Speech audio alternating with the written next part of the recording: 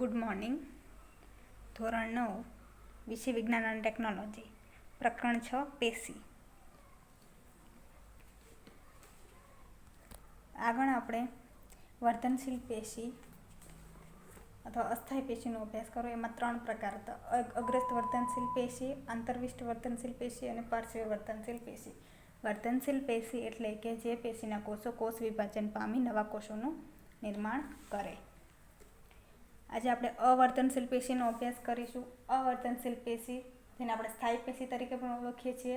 સ્થાયી પેશીનું નિર્માણ વર્ધનશીલ પેશીના કોષો દ્વારા થાય છે. વર્ધનશીલ પેશી દ્વારા નિર્માણ પામેલા કોષો વિભાજન પામવાની ક્ષમતા ગુમાવે છે.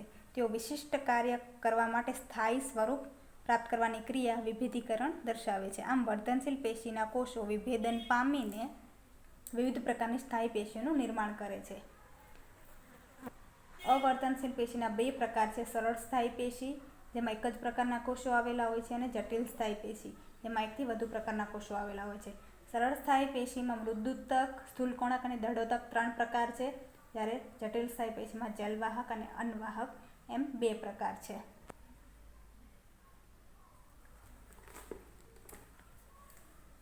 આપણે પ્રવૃત્તિ જોઈએ. વનસ્પતિના છેદને આપણે અભિરંજિત કરી સંયુક્ત સૂક્ષ્મદર્શક યંત્રમાં જોઈએ તો એનો આપણો હેતુ છે વનસ્પતિના અંગના છેદમાં વિવિધ પ્રકારના કોષોની ગોઠવણીનો અભ્યાસ કરવો. પ્રયોગશાળામાં આપણે વોચ ગ્લાસ, સ્લાઇડ અને કવર સ્લિપનો ઉપયોગ કરીએ અને વનસ્પતિના પ્રકારનો એક ટુકડો લઈ અભિરંજક તરીકે આપણે સેફ્રનનો ઉપયોગ કરીએ.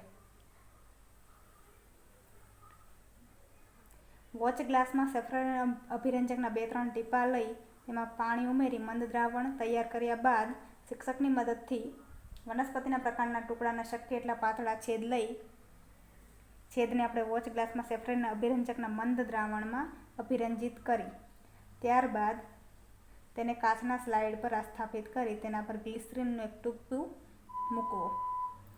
કવર સ્લિપ એ રીતે ઢાંકવાની જેથી હવાના પરપોટા ન રહે. હવે આ તૈયાર થયેલી સ્લાઇડનું આપણે સૂક્ષ્મદર્શક યંત્ર હેઠળ આપણે અવલોકન કરી શકીએ. તો આપણે એવી આકૃતિ અહીં જોઈએ.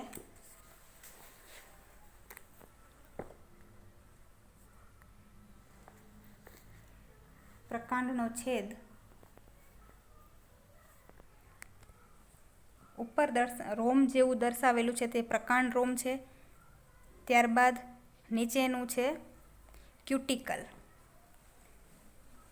પછી છે લીલો વિસ્તાર દર્શાવેલો છે, તેની વચ્ચે ગોળાકાર ભાગ દર્શાવેલો છે તે શ્લેષ્મ નલિકા, અને ક્યુટિકલની તરત જ નીચે છે અધિસ્તર. ત્યારબાદ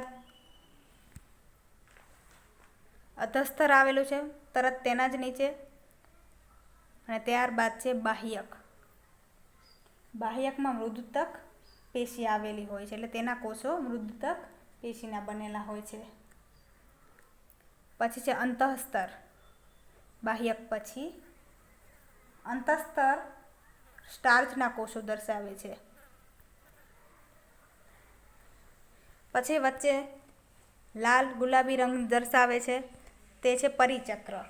પરિચક્ર દળોતક પેશીનું બનેલું હોય છે, સેલ્યુલોઝ અને લિગ્નિનનું બનેલું. ત્યારબાદ છે અનવાહક. ત્યારબાદ એધા. પછી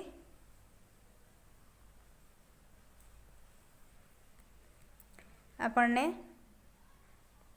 ગોળ ગોળ લાઈનમાં જોવા મળે છે ટપકા, અને એના ઉપર છે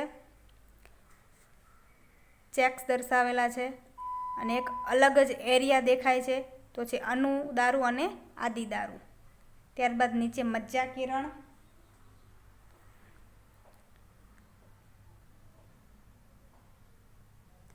ત્યારબાદ છે જલવાહક અને મજ્જા વાહિપુલ. વનસ્પતિના સૌથી બહારનું સ્તરને આપણે અધિસ્તર તરીકે ઓળખીએ છીએ. અહીંયા આકૃતિમાં દર્શાવેલું છે પ્રકાંડ રોમ, પછી ક્યુટિકલ, અને પછી તરત જ છે અધિસ્તર, જે સૌથી બહારનું છે. અધિસ્તરના કોષો મૃદુતક પેશીના બનેલા હોય છે, જે એક જ સ્તરમાં ગોઠવાયેલા હોય છે અને આંતરકોષીય અવકાશ વગર સળંગ ગોઠવાયેલા હોય છે, એટલે કે તેમના વચ્ચે જગ્યા રહેલી હોતી નથી. મોટાભાગના અધિસ્તરીય કોષો ચપટા હોય છે અને તેમની વચ્ચે તેમની બાહ્ય તથા પાર્શ્વ દિવાલ આંતરિક કોષ દિવાલ કરતાં જાડી હોય છે. વનસ્પતિના હવાઈ ભાગોના અધિસ્તરીય કોષો જળ પ્રતિરોધક મીણ ક્યુટિનના સ્ત્રાવથી આવૃત હોય છે. એટલે કે બહારના ભાગો જળ પ્રતિરોધક મીણ કે પાણીનો વિરોધ કરતું ક્યુટિનના સ્ત્રાવથી આવૃત હોય છે. અધિસ્તરનું કાર્ય અધિસ્તર વનસ્પતિના બધા ભાગોને રક્ષણ આપે.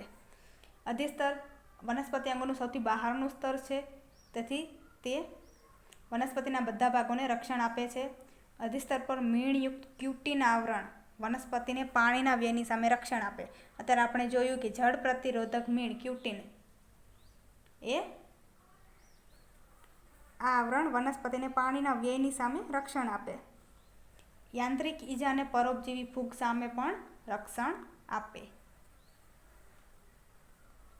શુષ્ક વસવાટમાં આવેલી કેટલીક વનસ્પતિઓમાં અધિસ્તર જાડું હોય છે. તે પાણી ગુમાવવાની સામે વનસ્પતિને રક્ષણ આપે છે. મૂળના અધિસ્તરીય કોષો ભૂમિમાંથી પાણીનું શોષણ કરે છે.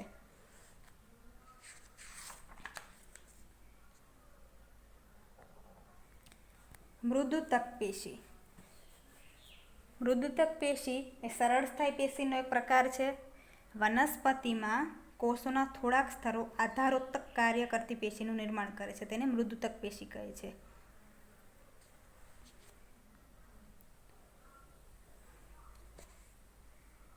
મૃદુતક પેશી તેના વિશિષ્ટ કાર્ય અનુસાર તેના બે પ્રકાર છે, હરિતકણોત્તક પેશી અને વાયુતક પેશી. તો અહીંયા આપણે આકૃતિમાં જોઈ શકીએ કે તેમની વચ્ચે આંતરકોષીય અવકાશ હોય છે. તેમની કોષ દિવાલ સરળ કોષોની બનેલી હોય છે અને પાતળી હોય છે. કોષો જીવંત હોય છે. પછી મૃદુતક પેશીના આપણે વિશિષ્ટ કાર્ય અનુસાર બે ભાગ પડે છે, હરિતકણોત્તક પેશી અને વાયુતક પેશી. તો હરિતકણોત્તક પેશીમાં મૃદુતક કોષો હરિતદ્રવ્યયુક્ત હરિતકણ ધરાવતા હોય તેને હરિતકણોત્તક કહે છે, જે પ્રકાશ સંશ્લેષણનું કાર્ય કરે છે. તેમના કોષો લંબોતક અને શિથિલોતક પ્રકારના હોય છે. વાયુતક પેશીમાં વાયુ કોટર આવેલા હોય છે. જલીય વનસ્પતિઓમાં ખૂબ જ મોટા હવા કોટરો ધરાવતી મૃદુતક પેશી આવેલી છે. જલીય વનસ્પતિઓ માટે છે વાયુતક પેશી. આ પ્રકારની મૃદુતક વાયુતક પેશી કહે છે. તે જલીય વનસ્પતિઓને તરવા માટે તારક બળ આપે છે. એટલે તે વાયુતક પેશી જલીય વનસ્પતિઓ માટે છે અને તેને તરવા માટે તારક બળ આપે છે.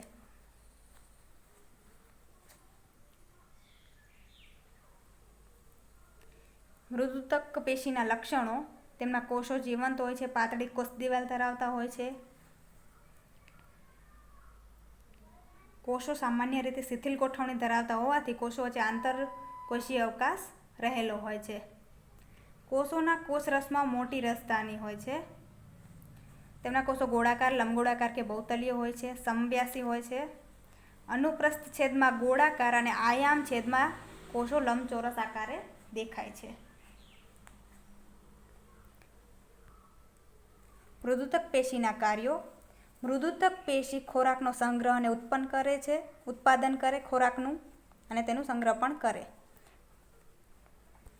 તે અન્ય પેશીઓ વચ્ચે પૂરણ પેશી તરીકે આધાર આપવાનું કાર્ય કરે છે. તે પોષક દ્રવ્યો અને પાણીનો સંગ્રહ કરે છે. તે વનસ્પતિ અંગોનું આધારોતક રચે છે. તે જલીય વનસ્પતિઓને તારક ક્ષમતા બક્ષે છે અને જીવરસના ઘટકોનું સંયોજન કરે છે. કોષોમાં ટેનિન, ગુંદર, રેઝિન, વિવિધ સ્ફટિકો અને બિનજરૂરી અકાર્બનિક દ્રવ્યોનો સંગ્રહ કરે છે. સરળ સ્થાયી પેશીનો બીજો પ્રકાર સ્થૂલ કોણક પેશી. તો સ્થૂલ કોણક પેશી વનસ્પતિઓમાં નમ્યતાનું લક્ષણ આપતી સરળ સ્થાયી પેશીને સ્થૂલ કોણક પેશી કહે છે, જેનું કાર્ય સ્થિતિસ્થાપકતા અને યાંત્રિક આધાર આપવાનો છે. વનસ્પતિના અંગો પ્રકાંડ પર્ણને નમ્યતા અને સ્થિતિસ્થાપકતા આપે છે. વનસ્પતિઓને યાંત્રિક આધાર આપે છે. તેનું સ્થાન વનસ્પતિના કુમળા પર્ણદંડ અને પ્રકાંડમાં અધિસ્તરની નીચે સ્થૂલકોણક પેશી દ્વિદળી વનસ્પતિના હવાઈ અંગોમાં જોવા મળે છે. ભૂગર્ભીય અંગ મૂળમાં ક્યારેય હોતી નથી. એટલે કે સ્થૂલકોણક પેશી ભૂગર્ભીય અંગ મૂળમાં ક્યારેય હોતી નથી. દ્વિદળી વનસ્પતિઓના હવાઈ અંગોમાં હોય છે. અહીંયા આપણે આકૃતિ જોઈએ.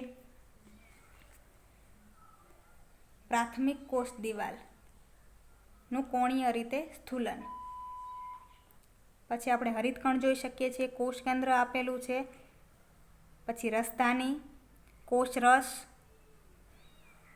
આંતરકોષીય અવકાશ, અનુપ્રસ્થ અને આયામ બંને પ્રકારના છેદ આપેલા છે. બંનેમાં આપણે રસધાની, કોષ દિવાલનું સ્થૂલન આપણે જોઈ શકીએ છીએ.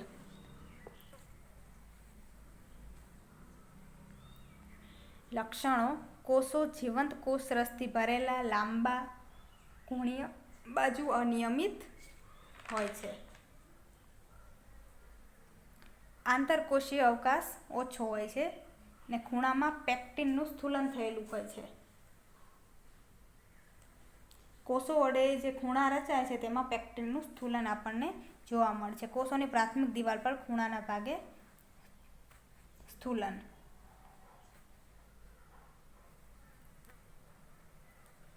સ્થૂલકોણક પેશી અને દઢોતક પેશીની આકૃતિ છે.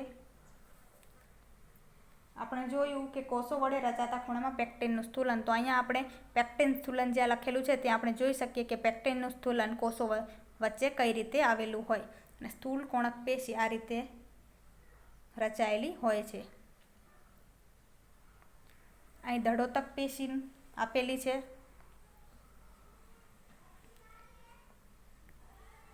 મૃત કોષો ધરાવતી સરળ સ્થાયી પેશીને દઢોતક પેશી કહે છે. દઢોતક પેશીનું સ્થાન પ્રકાંડમાં, વાહી પુલની નજીક, પર્ણોની શિરાઓમાં તેમજ બીજ અને ફળોની કઠણ છાલમાં હોય છે. દઢોતક પેશીનું કાર્ય દૃઢતા અને મજબૂતાઈ આપે છે. સ્થાન એનું બીજ અને ફળોની કઠણ છાલમાં, પર્ણોની શિરાઓમાં અને વાહી પુલમાં અને પ્રકાંડમાં હોય છે. નાળિયેરની રેસાયુક્ત છાલ દઢોતક પેશીની બનેલી હોય છે. દઢોતક પેશીના લક્ષણો: કોષો લાંબા, સાંકડા અને ત્રાકાકાર હોય છે. જીવરસ વગરના નિર્જીવ હોય છે. આંતરકોષીય અવકાશની ગેરહાજરી હોય છે બિલકુલ. કોષોની પ્રાથમિક દિવાલ સેલ્યુલોજ અને દ્વિતીય દિવાલ લિગ્નિનની બનેલી હોય છે. કોષોની દિવાલ જાડી હોય છે અને કોષો મૃત હોય છે. દઢોતક પેશી સાંકડો અવકાશ, લિગ્નિન યુક્ત જાડી દિવાલ. પ્રાથમિક દિવાલ સેલ્યુલોજની અને બીજી દિવાલ દ્વિતીય દિવાલ લિગ્નિનની બનેલી હોય છે. અનુપ્રસ્થ અને આયામ છેદ આપણે જોઈ શકીએ છીએ. સરળ છિદ્રની જોડ જોવા મળે છે. આ આકૃતિમાં પણ આપણે સેલ્યુલોજ અને લિગ્નિન દર્શાવેલું છે. જાડી દિવાલ બને છે. પ્રાથમિક દિવાલ સેલ્યુલોજને ને દ્વિતીય દિવાલ લિગ્નિનની, તેનાથી જાડી કોષની દિવાલ બને છે. અને આપણે કોષો જોઈ શકીએ છીએ લાંબા, સાંકડા અને ત્રાકાકાર, પાતળા છેડા ધરાવે. વાયુરંધ્રો: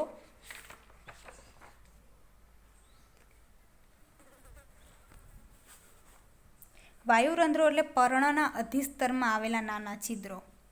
વાયુરંધ્રોની રચના: વાયુરંધ્રો વૃક્કાકાર, મૂત્રપિંડ આકારના બે રક્ષક કોષો દ્વારા આવરિત છિદ્રમય રચના છે. તેનું કાર્ય બાષ્પોત્સર્જન અને વાયુ વિનિમય. એટલે કે બાષ્પોત્સર્જન, ઉત્સેદન, બાષ્પ રૂપે પાણી ગુમાવવાની ક્રિયા વાયુરંધ્રો વડે થાય છે. વાતાવરણ સાથે વાયુ વિનિમય માટે વાયુરંધ્રો આવશ્યક છે. અહીં આપણે વાયુરંધ્રોની આકૃતિ જોઈ શકીએ. બે રક્ષક કોષો આવેલા છે, પીળા રંગથી દર્શાવેલ છે. અને અધિસ્તરીય કોષો અને વચ્ચે અંદર છે વાયુરંધ્ર. અધિસ્તરીય કોષો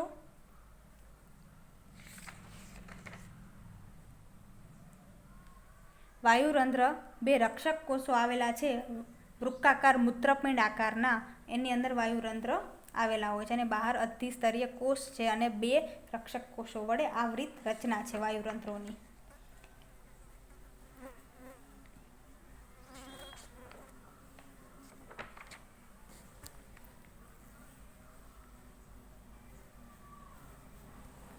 તરુણ પ્રકારના બાહ્ય સ્તર કરતાં વૃક્ષની શાખાનું બાહ્ય સ્તર કેવી રીતે જુદું હોય છે? એક આપણો સ્વાધ્યાયનો પ્રશ્ન છે.